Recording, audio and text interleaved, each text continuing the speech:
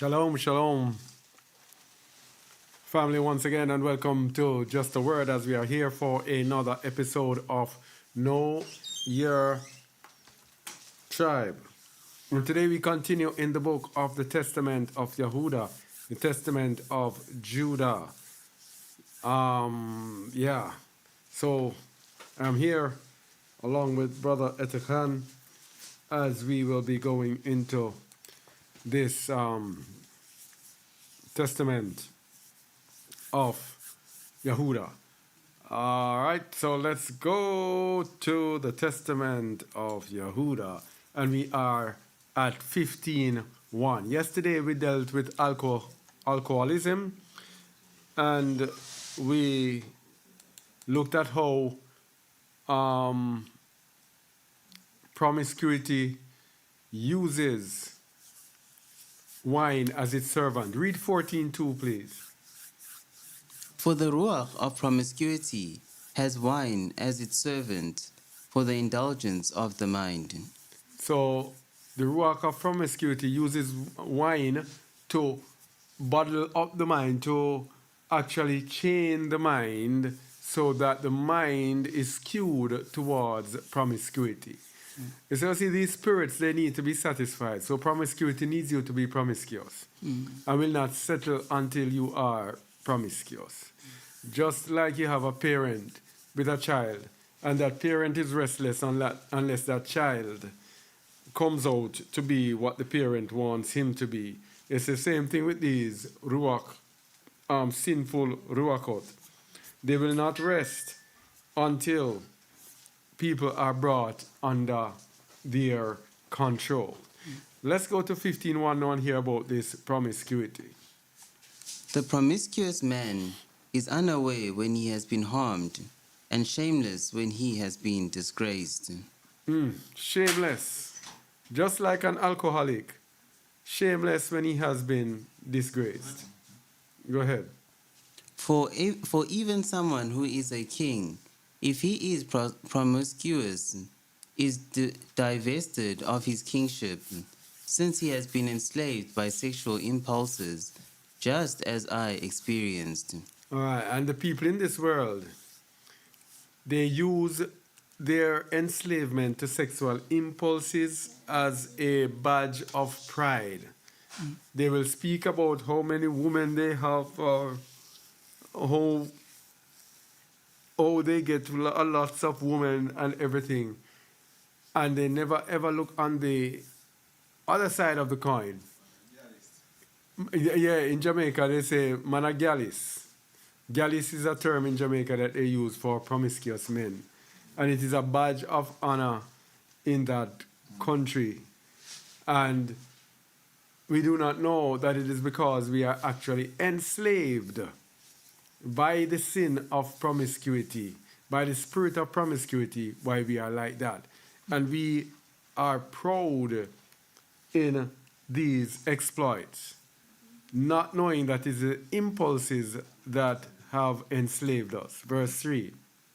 For I gave my staff, that is the stability of my tribe, my girdle, that is my power, and my crown, that is the glory of my kingdom.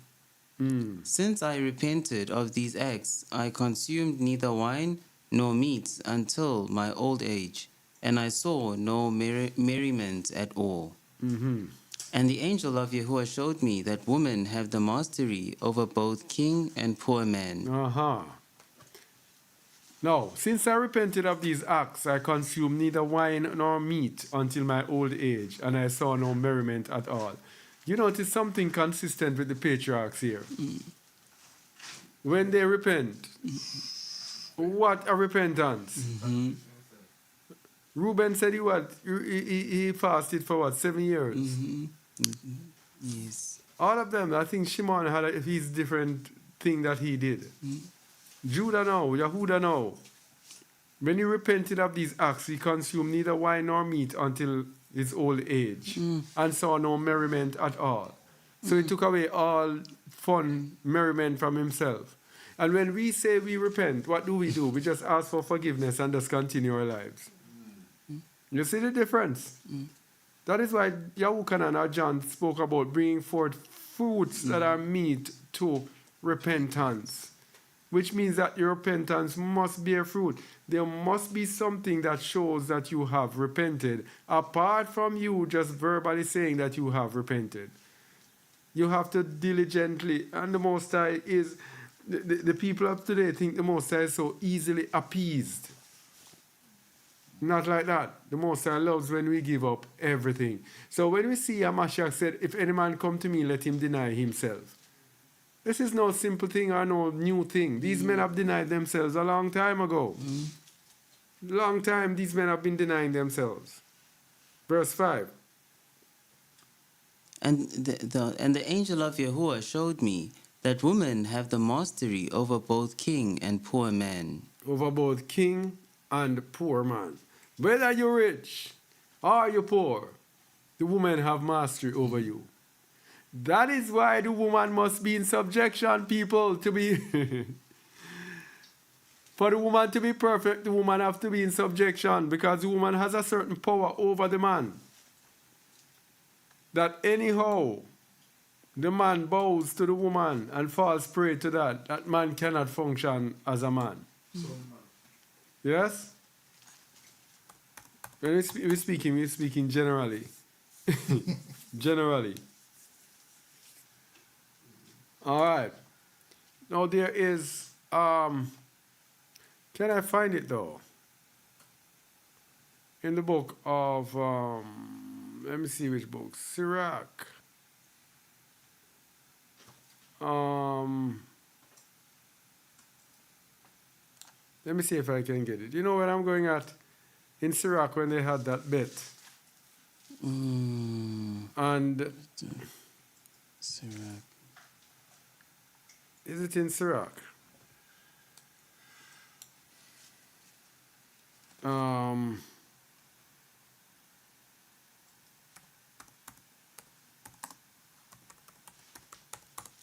Is it in the book of Sirach? I don't think I'll be able to find it now. But there was this competition between, and they said, which one is greater? And they said the winner was the one who said that the woman is the greatest. Because the woman has dominion over king, over whom. And there's nothing in this world more powerful than a woman. Let me see if I can find it.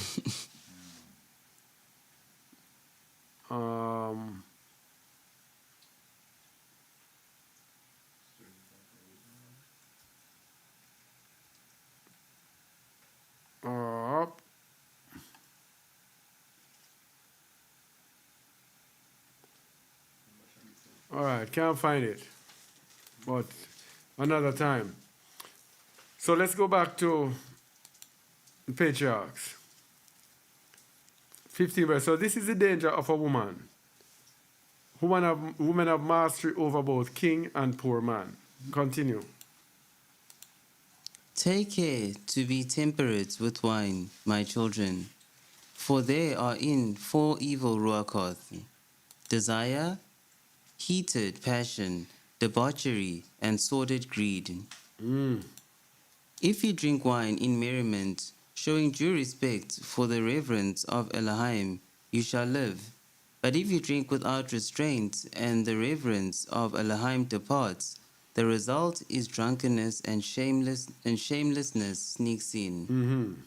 But if you wish to live prudently, abstain completely from drinking, in order that you might not sin by uttering lewd words, by fighting, by slander, by transgressing Elohim's commandments, then you shall not die before your allotted time. So, by the way, this refers to physical drunkenness as well as spiritual drunkenness.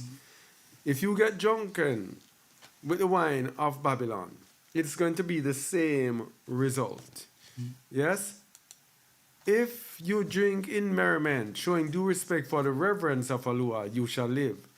But if you drink without restraint, and the reverence of Elohim departs, the result is drunkenness and shamelessness seeks in.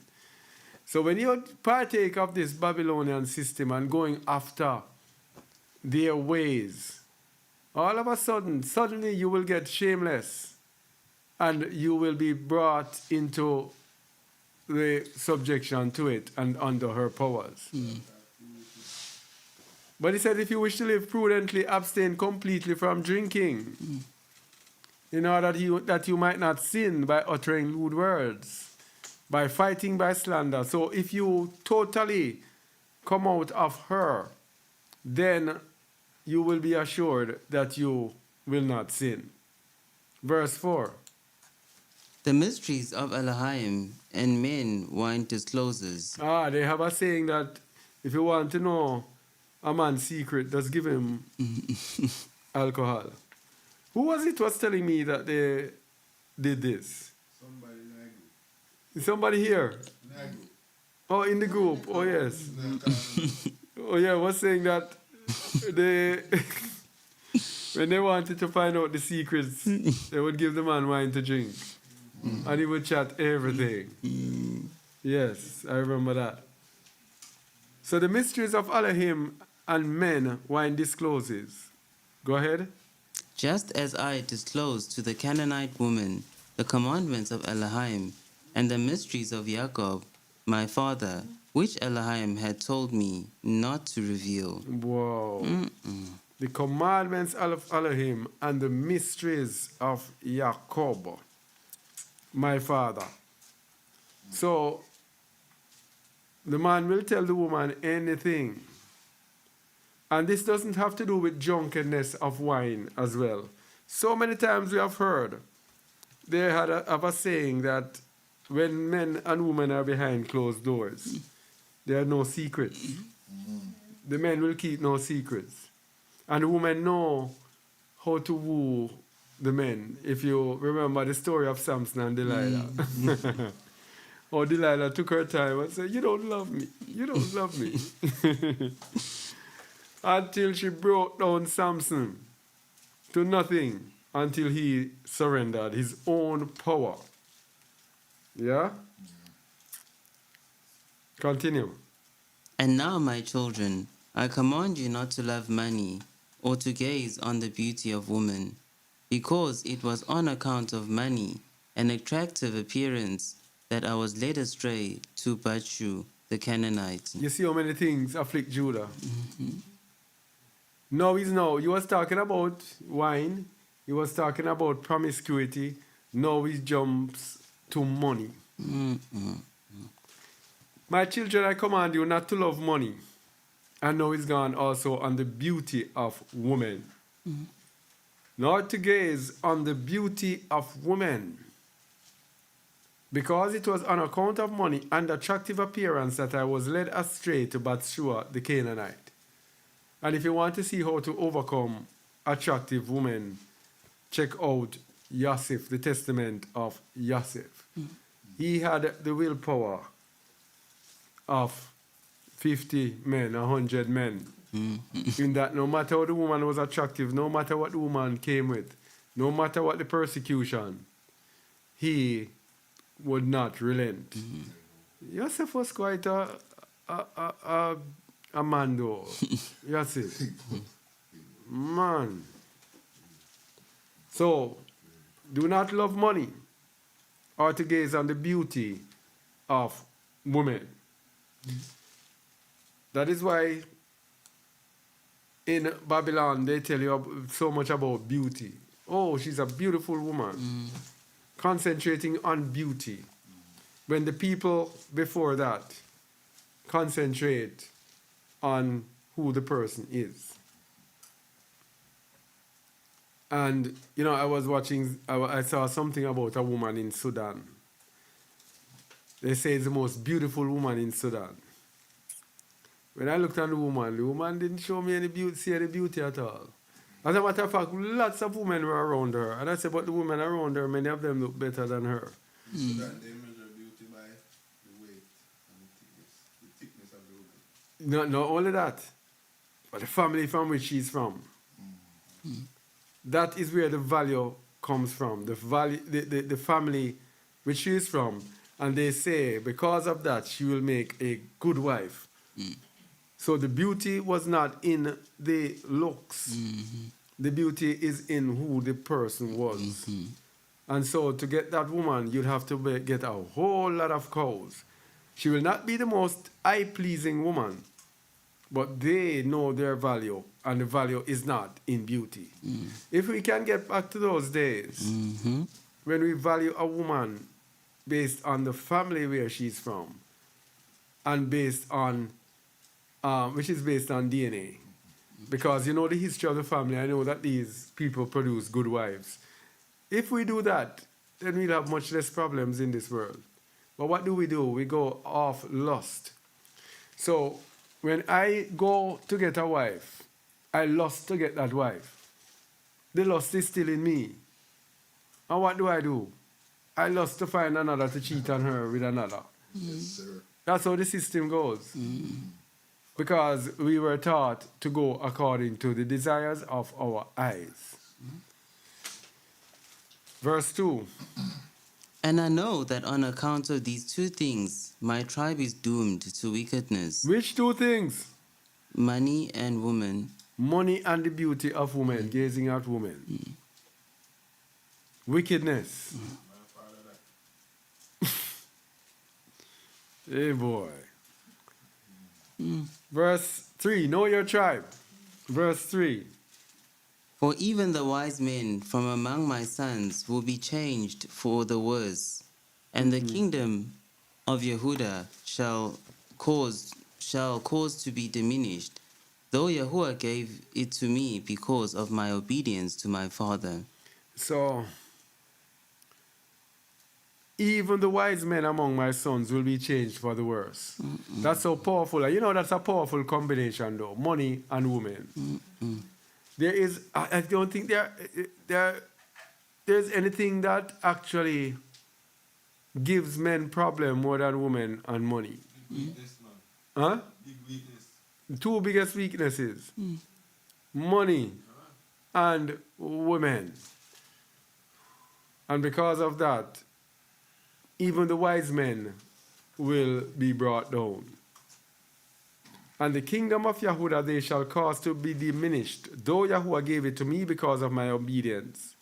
So when our children come and our children do not do righteousness, then whatever we built will be destroyed by them. It's how important children are. Verse 4.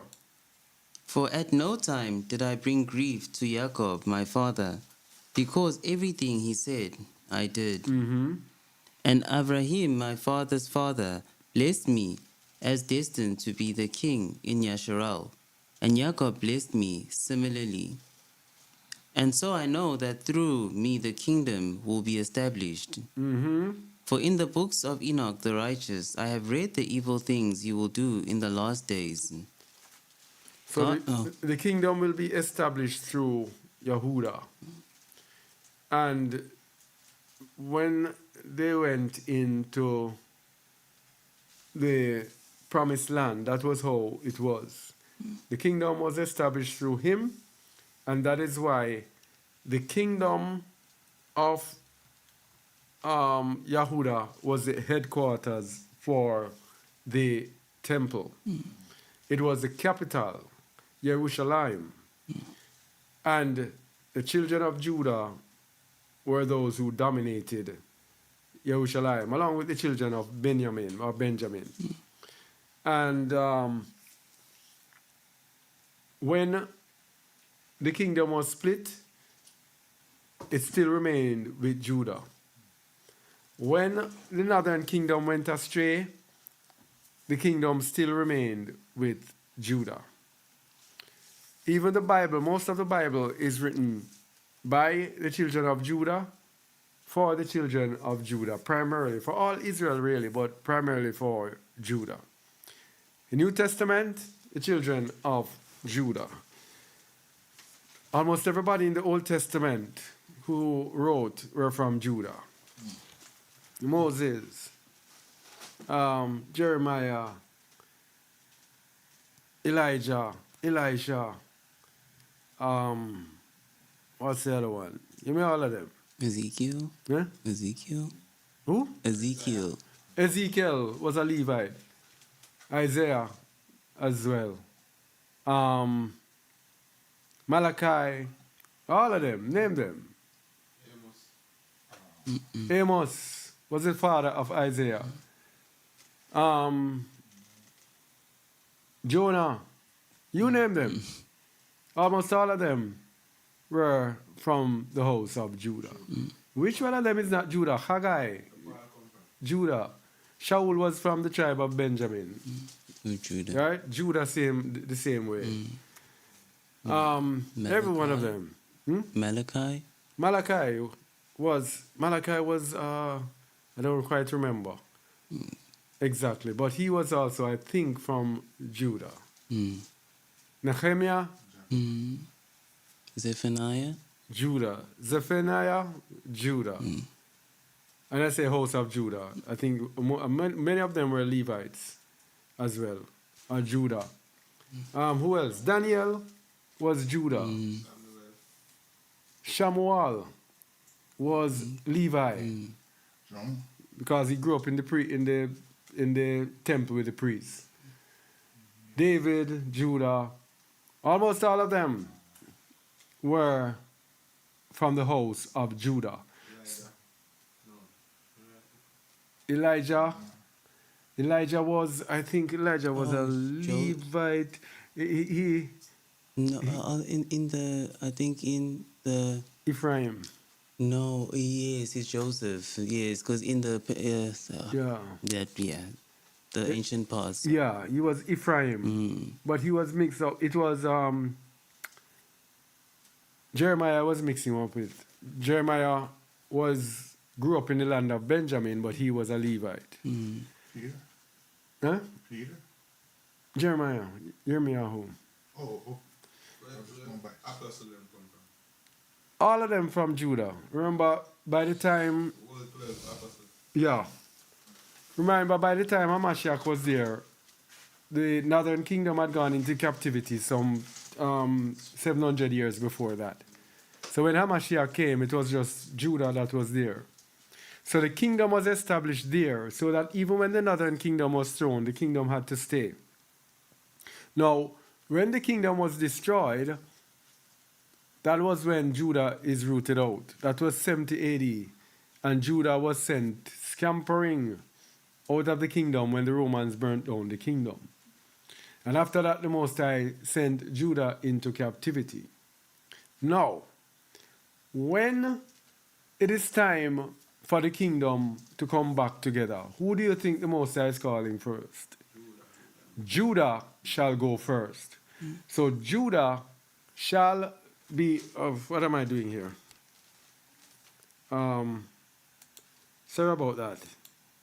Yeah, so Judah in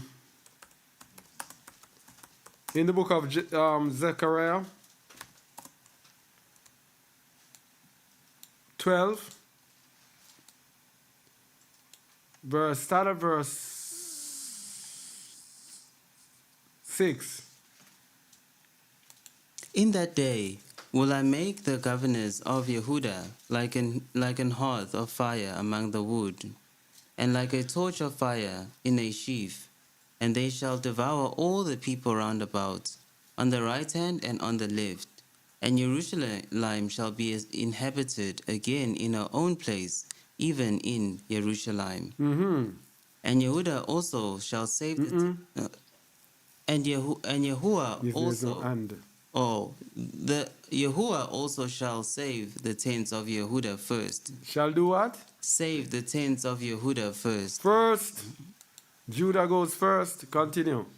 That the glory of the house of Dawood and the glory of the inhabitants of Jerusalem do not magnify themselves against Yehuda. All right. So Yehuda shall go first. So the kingdom is with Yehuda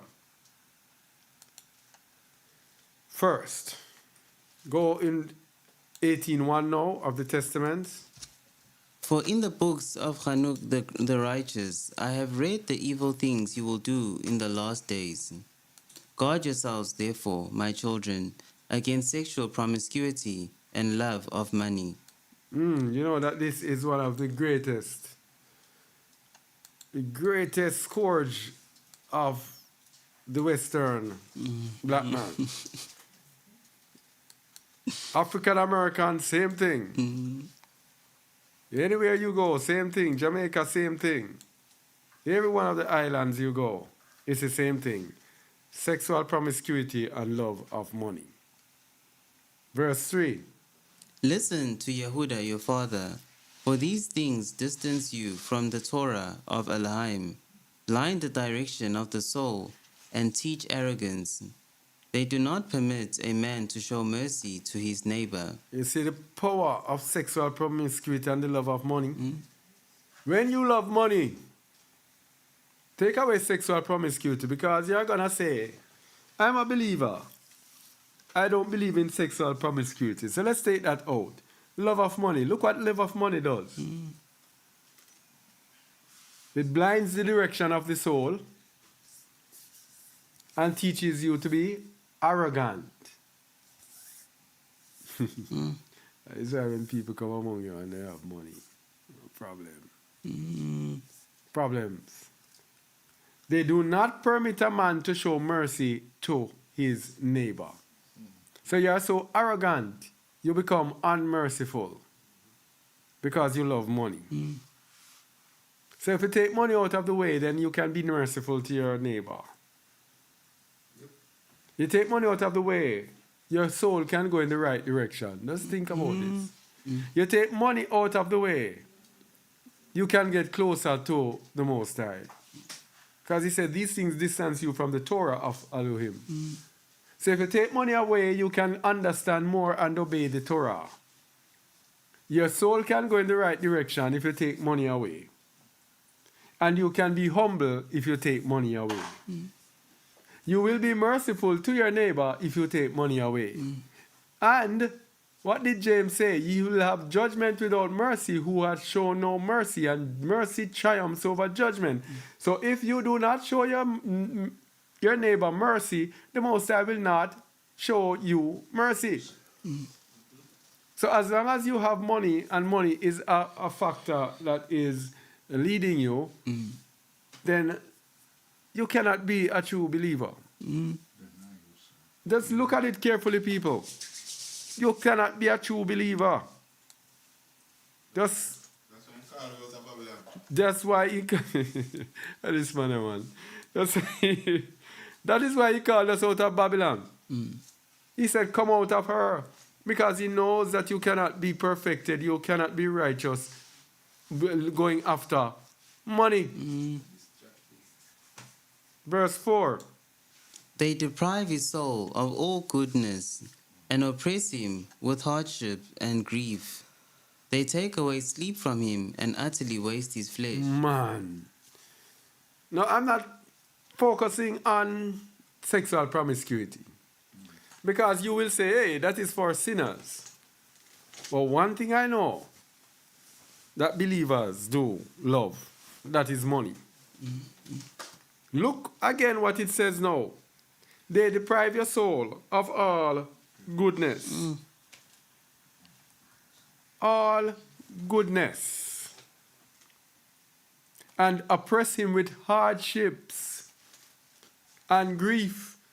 And on Shabbat we looked on grief, and what did he say? Grief is the worst of all sins. So when we are here, just a word and preaching and say, give up what you have, give up everything and just go out serve the Most High. And you are actually chastising us because we don't preach a gospel that is pleasant to your carnal ears. You know that when you're talking against us, you're talking against the word and the will of the Most High. Because he said in Zephaniah, he will leave in the midst of thee an afflicted and poor people who will trust in his name. Money takes away sleep from you, and money utterly wastes your flesh. Look at that. Even physically, your flesh is wasted. That means sickness because of money. And that is why Shaul said about the love of money is what? Oh, evil. The root of all evil. 1 Timothy 6 verse 10. For the love of money is the root of all evil, which while someone coveted after, they have erred from the faith and pierced themselves through with many sorrows. Yeah, you see it? Root of the grief tree. Whole lot of sorrows. What verse 11 says? But thou, O man of allure, flee these things, and follow after righteousness, holiness, faith, love, patience, meekness. All of these things don't have anything to do with money. What does righteousness have to do with money? Nothing. What does holiness have to do with money? Nothing. What does emunah have to do with money? Nothing. What does love have to do with money? You cannot love, truly love, when you love money. What does patience have to do with money? You won't have patience when you have money. Meekness. What is humility or meekness to do with money? Nothing. You cannot be humble when you have money. So follow what Yahudah said, my people. Verse 5. They impede the sacrifices to Elohim. He does not remember the blessings of Elohim. He does not obey the prophets when he speaks, and he is offended by a pious word. What a calamity this money thing is. What a calamity this love of money is. They impede the sacrifices to Elohim. And what does it say in Romans 12 verse 1? Impede the sacrifices. Romans 12 verse 1. I beseech you, therefore, brethren, by the mercies of Elohim, that ye present your bodies a living sacrifice, holy, acceptable unto Yahuwah, which is your reasonable service. So our reasonable service is to make our bodies a living sacrifice. But Yahudah is telling us here that money impedes the sacrifice to Elohim. That's why the gospel of the poor man. Huh? That's why the gospel is for poor man. That's why the gospel is for the poor. That is why Hamashiach said in Luke 4:17 to 18 that he come to preach the good news to the poor. Another thing with the love of money, he does not remember the barakah of Elohim. When you're chasing down money, your heart is not going to be in this trust in Yahuwah. So you're not even going to focus on the barakah of Yahuwah. You're going to be focused on mammon and doing things according to your own effort. Now hear this. He does not obey the prophet when he speaks. Why? Because you're not set on the ways of Yahuwah. Your heart is set on your own ways. Money is a dangerous thing as a believer. Believers, you there seeking to hold on to your money and to hold on to the comforts that money brings. You're committing suicide, spiritual suicide. The love of money is the root of all evil. Love not the world, neither the things that are in the world. If any man love the world, the love of the Father is not in him. And he says he does not obey the prophet when he speaks, and he's offended by a pious word. So when you start speaking the word of truth now, these people get miserable. When you start speaking holy words. So let's see the man who loves promiscuity and money. Verse 6. For two passions contrary to Elohim's commandments enslave him, so that he is unable to obey Elohim. They blind his soul, and he goes about in the day as though it were night. Oh boy, and that is why Shaul said, let me go to Shaul again. Shaul is a master of this. In Romans 8, Shaul wrote in verse 6. For to be carnally minded is death, but to be spiritually minded is life and peace. Why?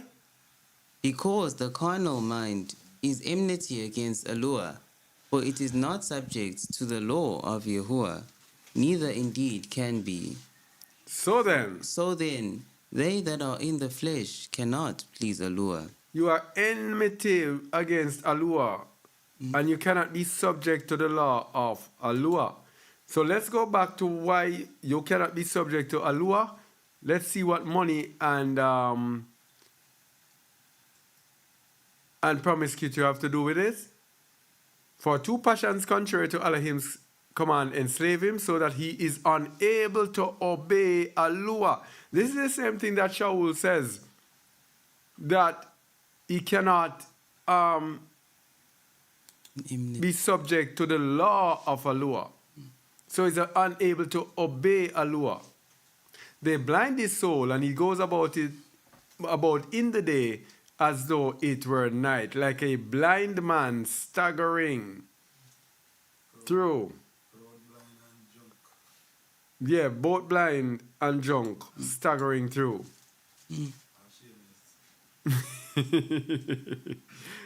Continue. My children, love of money leads to idolatry, because once they are led astray by money, they designate as gods those who are not gods. It makes anyone who has it go out of his mind. Oh boy. You see what the Most High says, come out of her, my people. And when the Most High says, come out of her, my people, it is to put us in a position where we are actually hopeless and dependent on Him. You cannot know the Most High unless you reach to a point of total dependence on Him. No matter how you do it, no matter how you take it. And that is what He wants us to do. When He brought the children of Yasharal out of Mitzrayim, and He brought them into the wilderness, they had nothing. They had to depend on Him for everything. Food, water. They had to depend on Him for everything. That's the same thing He wants for us today. He says He's going to bring us into the wilderness of the people. Why do you think He's going to bring us into the wilderness of the people and then give us the luxury or the luxuries that we had before? So many people contact me asking me about the country in which we are, how they can come there, how they can get jobs, how they can, what business they can do, what. And I tell them the same thing all the time, that you are relocating. The Most High does not want relocators. He wants people who are going to depend on Him. So, how the Most High does it is like the Acts 2 assembly. When you come out and you have some wealth, that wealth becomes what? Commonwealth. In the place where you are gathered together. That is why Shaul called it the Commonwealth of Yasharal. Oh, my glasses, no. He called it the Commonwealth of Yasharal. And that is why in the book of Acts, when he told you about the assembly, it says they were all together in one place and they were all in one accord. And neither was there any that lacked.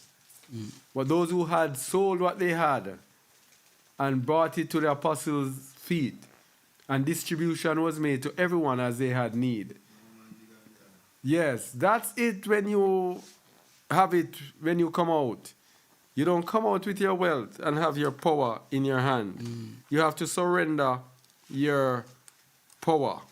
You cannot be assembled with people and you have more power than the people that are there. You surrender your power. That is the danger of money. Love of money leads to idolatry. Because once they are led astray by money, they designate as Elohim those who are not Elohim. And look at it in this world now. How many rich men, how many rich people worship Yahuwah? Think about it. When they get rich, what do? They go into their secret societies. their satanic societies and worship God. They don't want to worship Yahuwah. So they designate as Elohim those who are not Elohim.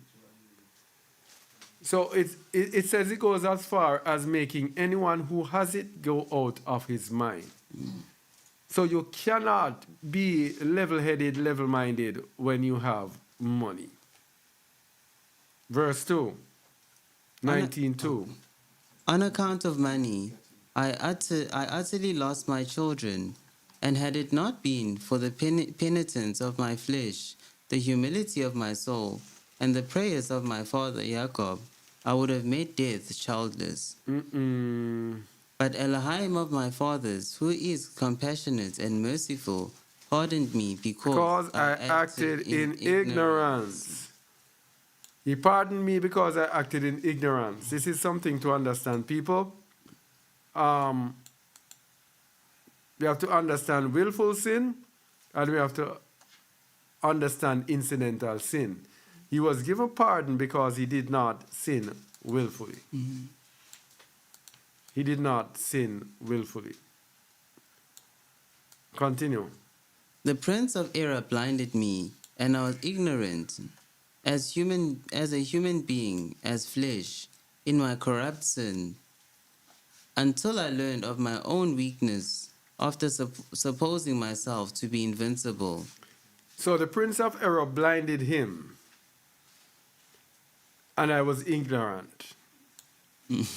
Prince of error blinded me, and I was ignorant, as a human being, as flesh, in my corrupt sins, until I learned of my own weakness after supposing myself to be invincible. Listen to that sentence very carefully, people. Was it today I was talking on one of the prophecy videos we're breaking down that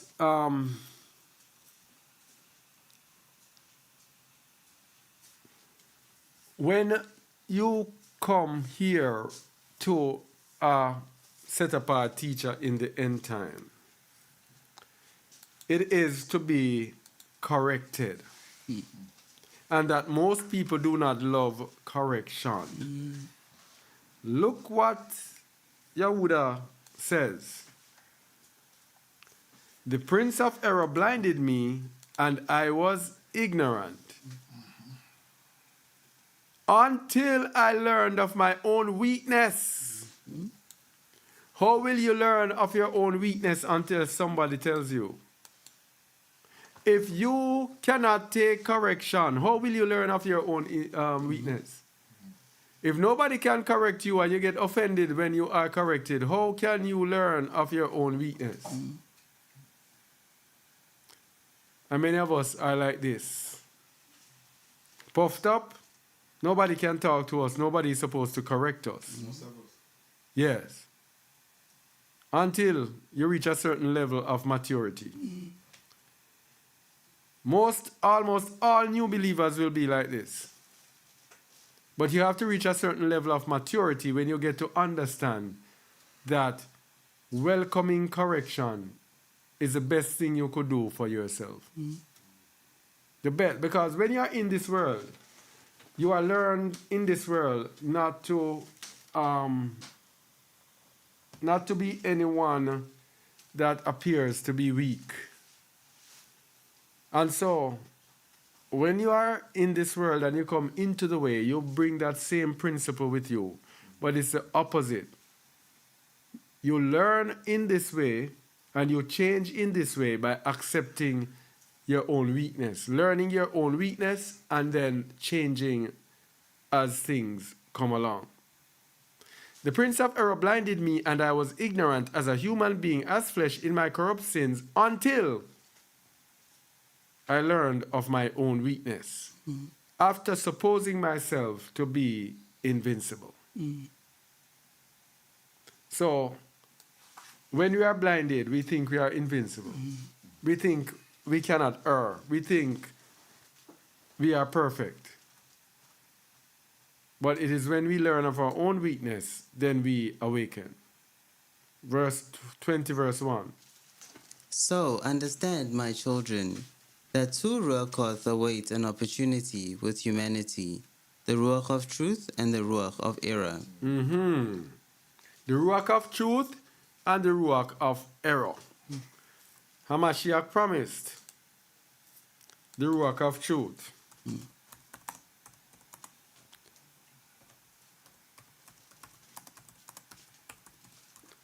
I think it's John 16:13, I think.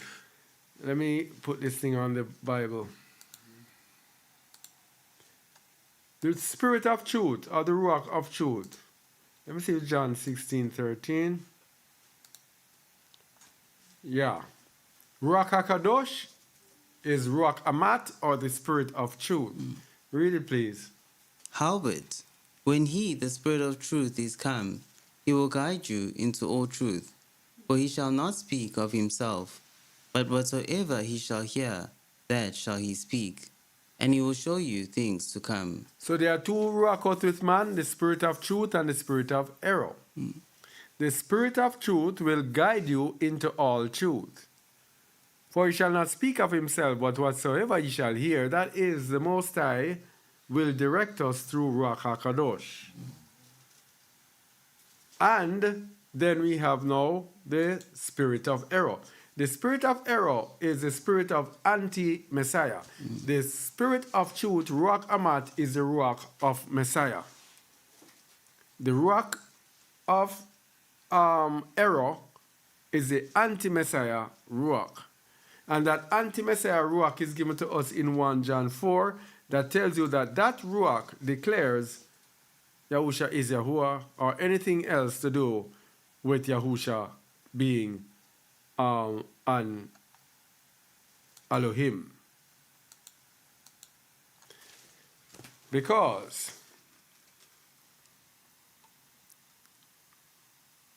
go start from verse 1. Because we always have to speak about this. Yahusha is Yahuwah, spirit of anti-Messiah. Remember, this is the spirit of error, the spirit of anti-Messiah. Read it, please. Huh? Spirit of untruth. Yes, because you have the spirit of truth. I have you know that it's spot on though. The spirit of truth and the spirit of untruth. Because it can't be anything else but untruth. That's the spirit of lie. 1 John 4:1. Beloved, believe not every spirit, but try the spirits whether they are of Elohim, because many false prophets are gone out into the world. Hereby know ye the spirits of Yahuwah. Every spirit that confesseth that Yahusha Hamashiach is come in the flesh is of Elohim. And every spirit that confesseth not that Yahusha Hamashiach is come in the flesh is not of Elohim. And this is the spirit of anti-Mashiach. Wherefore ye have heard that it should come, and even now already is in the world. All right. Go down to verse 6. We are of Elohim. He that knoweth Elohim heareth us. He that is not of Yahuwah heareth not us. Whereby know we the spirit of truth and the spirit of error. So the spirit of error will not hear those who say that Yahusha is come in the flesh, that Yahusha is a man. Or was a man, came as a man. The spirit of anti-Messiah is going to say he is G-O-D, he is the Father. He is the same of the Father, he's in a Trinity. All of those things are the spirit of anti-Messiah. Now let's go back to the Testament of the Patriarchs. Verse 1, 20 verse 1. In between is the... No, 20 verse 1. Oh. So understand, my children, that two Ruach await an opportunity with humanity, the Ruach of truth and the Ruach of error. So it's two Ruach await an opportunity. I said it wrong earlier when I said two Ruach in man. Two await an opportunity with humanity. Therefore, they are lurking outside of us, waiting for an opportunity. Who gives them the opportunity? As We give them the opportunity through what? Through the decisions that we made. That is why it says to guard your mind. And that is why it says faith cometh from hearing, and hearing by the word. That is why we have to put on the whole armor and have the sword of the Ruach, which is the word of Allah. So we have to know the word, understand the word, and follow the word, or else we will be laid bare, we will be powerless You won't know the spirit of error. against the Ruach of error, because we won't know the Ruach of error. You just take anything when people tell you. Anything that they come and tell us, we just take it. And so we will fall into error. So two of them seek an opportunity. They are there working and waiting. The Ruach of truth is saying, accept me. Ruach of error is saying, accept me. In between, verse 2. in between is the conscience of the mind, which inclines as it will. So it's the conscience in the middle. Right here, just like this. The two spirits. And it says the conscience inclines as it will. That is why we have to make sure we have a good conscience. And that good conscience is a conscience that despises wrong and despises the very thought of doing anything wrong and loves right and loves the opportunity to do that which is right. That is what keeps us from the spirit of error. When our conscience pricks us and they say, you know that you're wrong. But when you're there defending, and this is what happens with people who are not mature. We stay and we defend, instead of just surrendering and say, you know what, I might be wrong. We stay and we defend. And we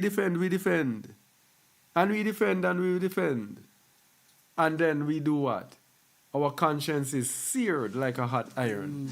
Our conscience becomes hardened, and we cannot actually truly make a decision based on truth. It is based on protection of self, protection of pride, protection of faith, protection from embarrassment, protection from this. So we are actually protecting ourselves, not knowing that we are actually making ourselves prime for the spirit of error. And this spirit of error, if we are not in the truth, this spirit of error is going to capture us. Go to 2 Corinthians 4, verse 3. It's going to capture us, you see? Read 2 Corinthians 4. Corinthians 4, verse 3. But if our gospel be hid, it is hid to them that are lost, in whom the God of this world hath blinded the minds of them which believe not. So there we go, belief. If you do not believe, your conscience is going to be seared. Yeah? You have to believe. And when you truly believe, it is that you are going to take on the characteristic of Hamashiach. All right? So the God of this world hath blinded the minds of them which do not believe, which do not or are not willing to take on the life of Hamashiach. Continue. Lest the light of the glorious gospel of Hamashiach, who is the image of Allah, should shine unto them. So Satan has blinded their minds. This is the spirit of error that is used to blind their eyes. No, we have to be sensitive to the spirit of error. Read verse 3. The things of truth and the things of error are written in the affections of man, each one of whom Yahuwah knows. Continue. There is no moment in which man's works can be concealed, because they are written on the heart in Yahuwah's sight. On the heart in Yahuwah's sight. What am I doing here? Where was I again? Page what 24. again? 35? It's page 38.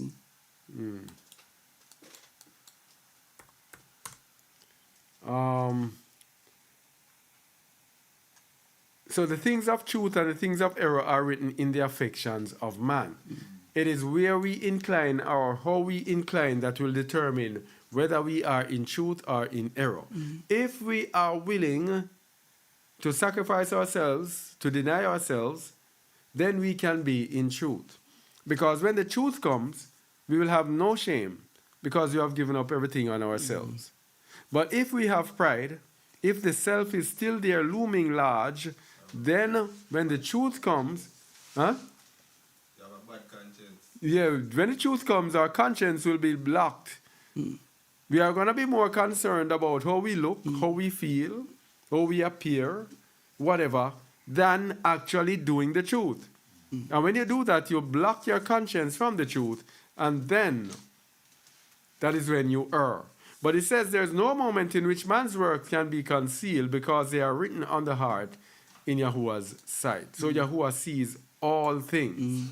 Verse 5. And the Ruach of truth testifies to all things and brings all accusations. He who has sinned is consumed in his heart and cannot raise his head to face the judge. So the Ruach of truth testifies to all things and brings all accusation. So even when we think we are smart and we have brushed aside the truth and followed the lie, we are going to be accused. Whoa. Why it doesn't look like I can finish this today? It's all done, man. All right. Continue. And now, children, love Levi so that you may endure. Do not be arrogant towards him, or you will be wholly destroyed. You see it? Everybody wants to be Judah. But it tells Levi, it tells Judah, do not be arrogant towards Levi, or you will be wholly destroyed. You know why everybody want to be Judah?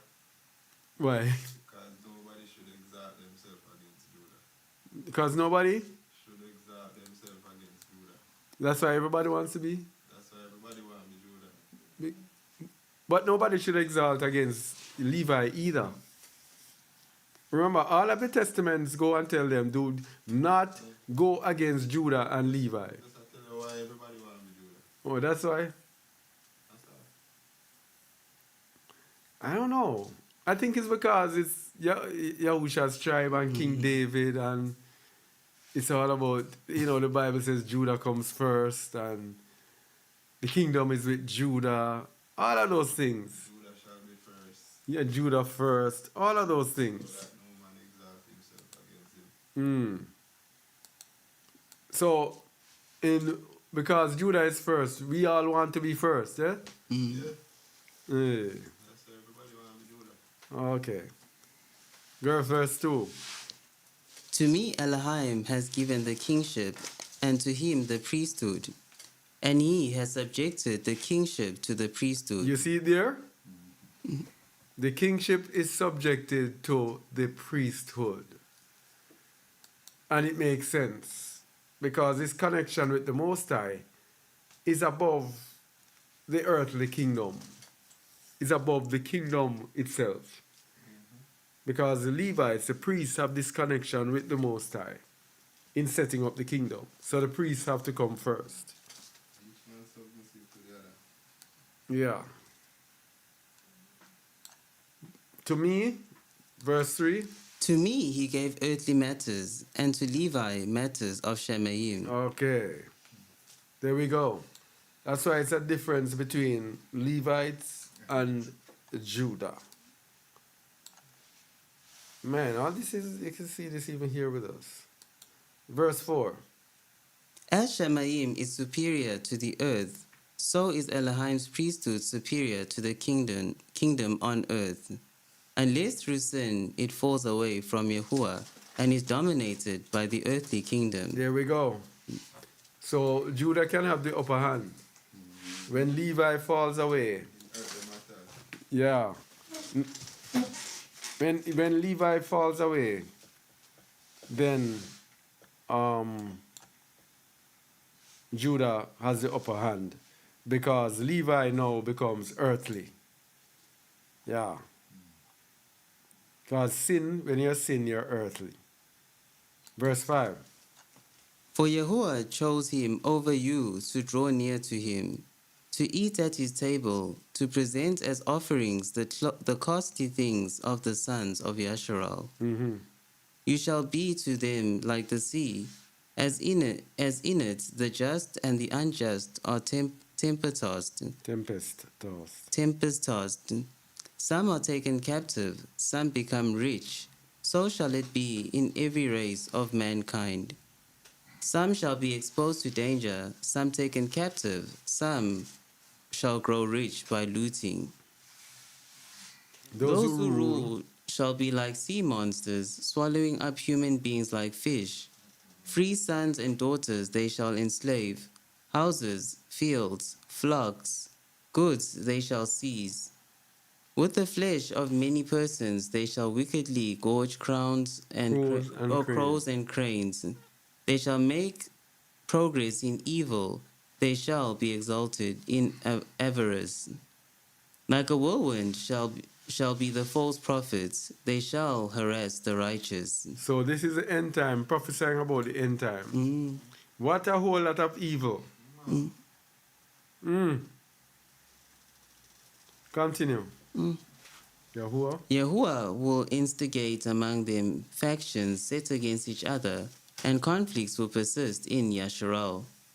My rule shall be terminated by men of alien race, until the salvation of Yasharal comes, until the coming of Elohim's righteousness, so that Jacob may enjoy tranquility and peace, as well as all the nations. My rule shall be terminated by men of alien race. This was 70 AD, when the kingdom was destroyed.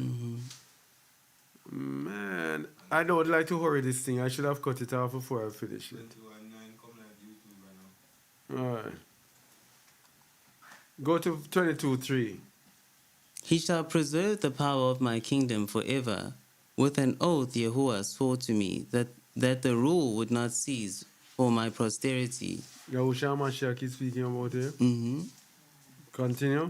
My grief is great, my children, on account of the licentiousness and witchcraft and idolatry that you practice contrary to the kingship, following ventriloquists, omen dispensers, and demons of deceit. See how hard it is to pick up Judah. Judah is responsible in every single type of sin. You see, from we start we're talking about sin. It's so hard to identify Judah. Wickedness, idolatry, witchcraft, everything. Verse 2. You shall make your daughters into musicians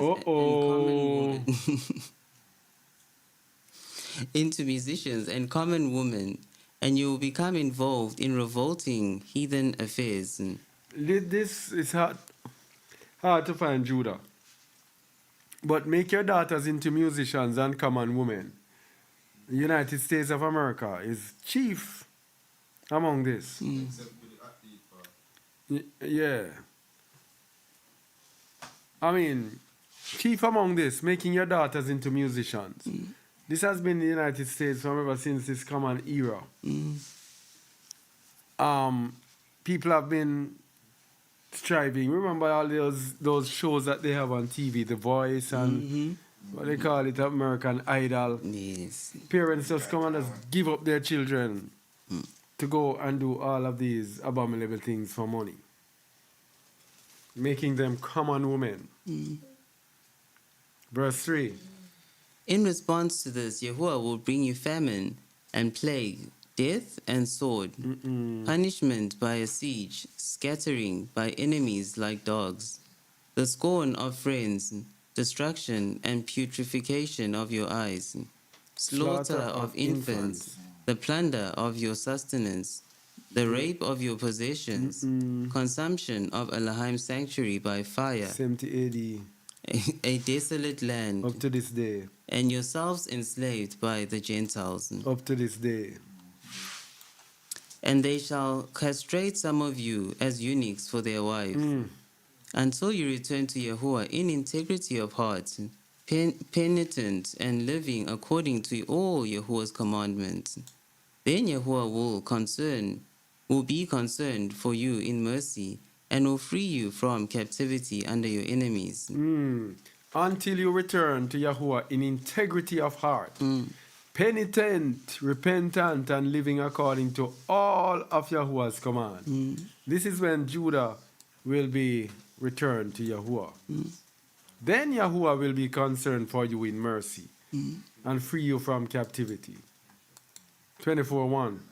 And after this there shall arise from you a star from Jacob in peace, and a man shall arise from my posterity like the sun of righteousness, Yahushua Mashiach. walking with the A sun. man shall arise from my posterity. What does the word posterity there mean?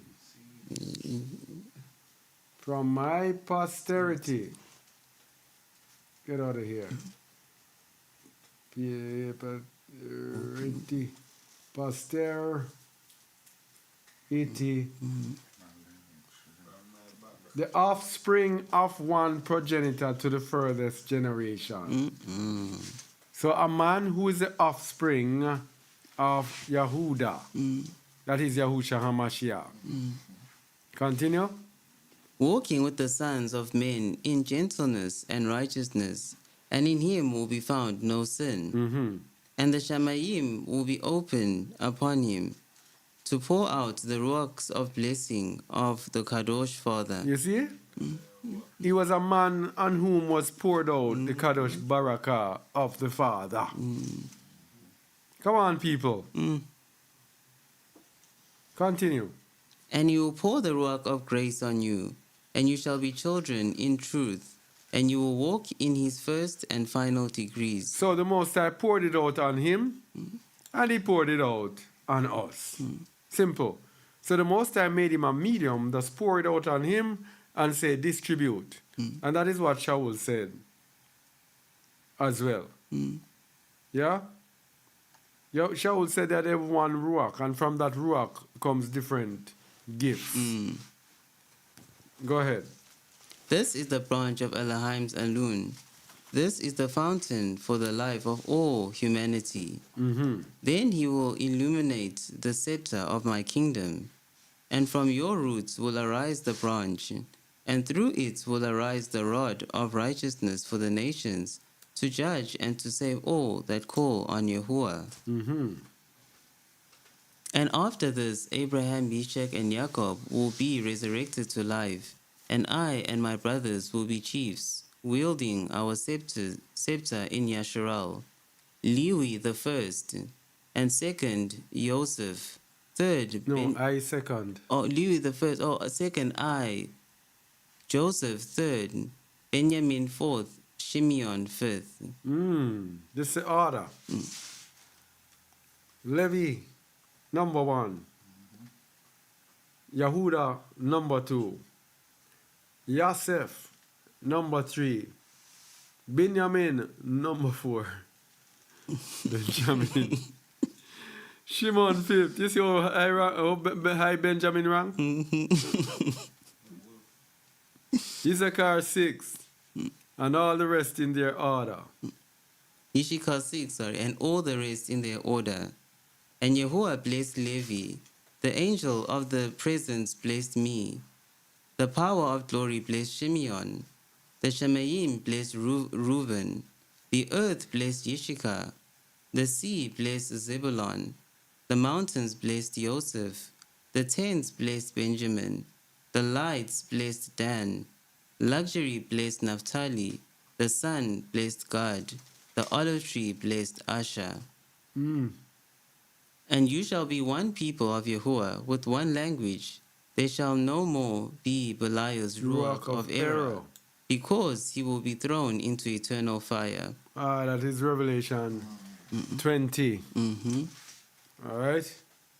And it says, you shall be all with one language, which shows that in this end time we will have different languages. You shall all have one language. And that is what the Most High said. I will turn to you a new language. So everyone will speak the same language. Go ahead. And those who died in sorrow shall be raised in joy, and those who died in poverty for Yahuwah's sake shall be made rich. Those who died on account of Yahuwah shall be awakened to life. And the deer of Jacob shall run with gladness, the eagle of Jacob shall fly with joy.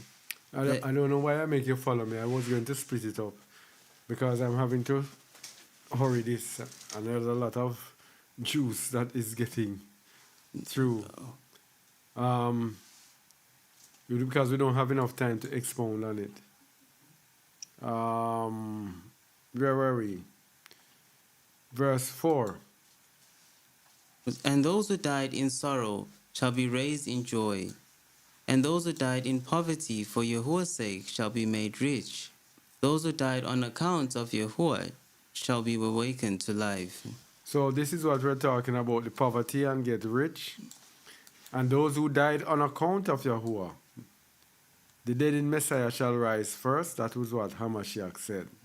They shall have primacy. And verse 5. And the deer of Jacob shall run with gladness, the eagles of Jacob shall fly with joy. The impious shall mourn, and sinners shall weep, but all people shall glorify Yahuwah forever. Observe the whole Torah of Yahuwah, therefore, my children, because it is hope for all who pursue his way. And he said to them, at 119 years of age, I am dying before your eyes this day. Do not bury me in expensive clothing, or disembowel me for embalming, because that is what is done for royal rulers. But take me up to Hebron with you. And when he said this, Yahuwah fell asleep and his sons did everything as he had instructed them, and they buried him in Hebron with his fathers. All right. Well, this last part here, we didn't get to do much of it, as you were hurriedly reading and everything. Next time we have to split it up. I'm going to split it up not more than 1 hour each time so that I can pay close attention to it. Anyway, that was the testament of Yahudah. Yahuwah willing, next we will do the testament of Issachar. All right? Only hope you find something edifying about this. Yeah, next time we're not going to hurry it again. I have to go into detail with everything.